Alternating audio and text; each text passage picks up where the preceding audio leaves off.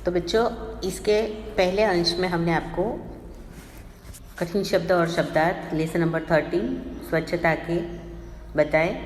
अब हम अभ्यास के प्रश्नों की चर्चा करते हैं। तो आइए, हमारा पहला प्रश्न है अभ्यास का। निम्नलिखित प्रश्नों के उत्तर लिखिए। उसमें पहला प्रश्न है, आप अपनी पाठशाला में किन किन चीज़ों की सफाई करते हैं? प्रश्न क्या है? आप अपनी पाठशाला में किन किन चीज़ों की सफाई करते हैं? चलो, तो कौन बताएगा? किए कि नहीं कभी? ओके, तो उत्तर है हम अपनी पाठशाला में कमरे, कार्यालय, कुर्सी, मेज यानी टेबल कुर्सी, श्याम फलक यानी कि ब्लैक बोर्ड, शैक्षणिक सामग्री यानी जैसे कि चौक है, डस्टर है वगैरह, फिर मैदान, बगीचा, पायखाना आदि की सफाई करते हैं। कौन कौन सी सफाई करते हो आपकी पाठशाला में? तो कमरे की, कार्यालय की, कुर्सी और मेज की यानी कि टेबल कुर्सी की, श्याम फलक यानी कि हमारा ब्लैक बोर्ड है उसको भी साफ सुथरा रखते हैं, बराबर। फिर शैक्षणिक सामग्री जैसे कि चौक है, डस्टर है, यहाँ वहाँ फेंकना, यहाँ वहाँ फिर गुम कर देना, ऐसा नहीं। फिर हमारे स्कूल में जो मैदान है उस मैदान में भी हम कोई भी चीज़ खाकर रैपर यहाँ वहाँ नहीं डालेंगे, है ना। तो उसकी भी हमें साफ़ सफाई करनी है ना। तो आदि की हम साफ़ सफाई करते हैं, बराबर। उसके बाद प्रश्न नंबर 2, गंदगी से हमें कौन कौन सी बीमारियाँ होती हैं? तो गंदगी से हमें कौन कौन सी बीमारियाँ होती है? उल्टी होती है, दस्ता, जुकाम, बुखार, दाग, खुजली, है ना, आदि बीमारियाँ होती है। गंदगी से हमें कौन कौन सी होती? वॉमिटिंग होती है, दस्त होता है, जुकाम हो जाता है, बुखार आता है, दाद यानी खुजली होती है, जैसे कि कई यहाँ वहाँ हाथ रखने से वो हाथ हमारे शरीर पर फैलता है, जिससे खुजली भी आ जाती है ना। तो ऐसी सारी बीमारियाँ फैलती हैं। फिर तीसरा प्रश्न है, सफाई के लिए किन किन चीज़ों का उपयोग किया जाता है?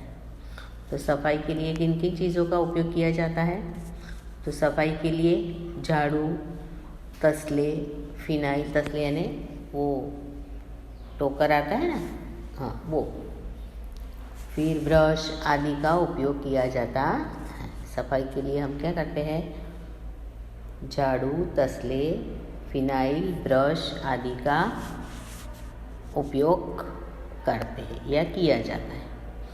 फिर प्रश्न नंबर 4, पाठशाला के अलावा आप कौन कौन सी जगह सफाई का काम करते हैं? पाठशाला के अलावा आप दूसरी और कौन कौन सी जगह सफाई करते हो? तो पाठशाला के अलावा मैं अपने घर की सफाई में मदद करता हूँ। मैं हर रोज़ हमारा पायखाना और स्नानघर साफ करता हूँ। पायखाना मतलब क्या पता है?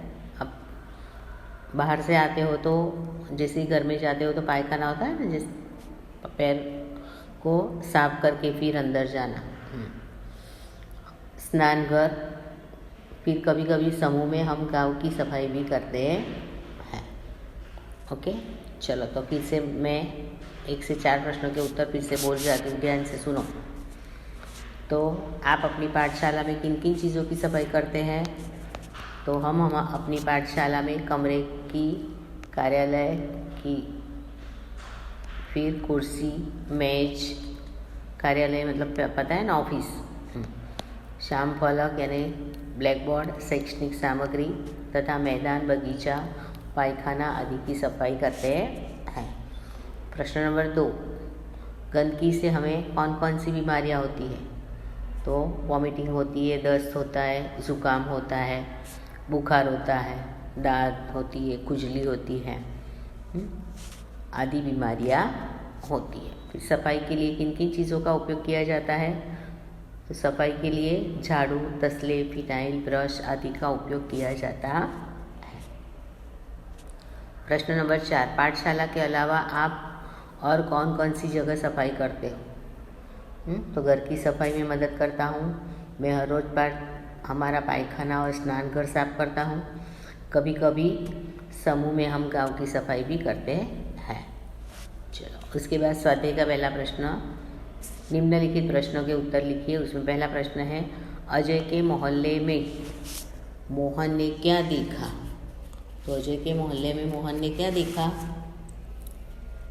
तो अजय के मोहल्ले में मोहन ने देखा कि कूड़ेदान के बाहर फैला हुआ कूड़ा देखा, फिर उसके ऊपर भिनक रही मक्खियाँ और चारों ओर फैली गंदगी देखी।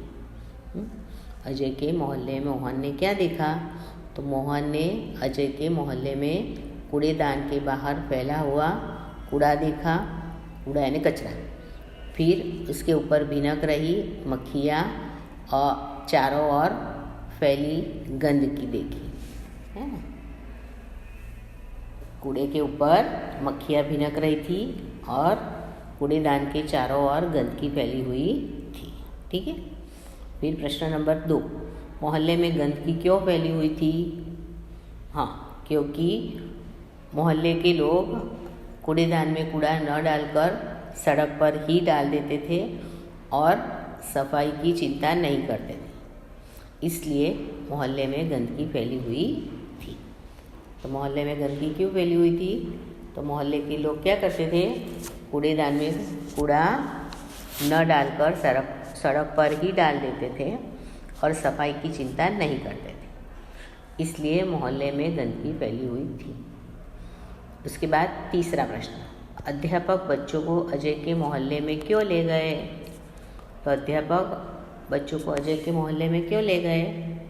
तो अध्यापक बच्चों को अजय के मोहल्ले में ले गए क्योंकि वहाँ गंदगी फैली हुई थी, उसे बच्चों के द्वारा वे साफ करवाना चाहते थे। वे लोगों को समझाना चाहते थे कि कूड़ा कूड़ेदान में ही डालें, क्योंकि गंदगी से रोग फैलते हैं। तो अध्यापक बच्चों को अजय के मोहल्ले में क्यों ले गए?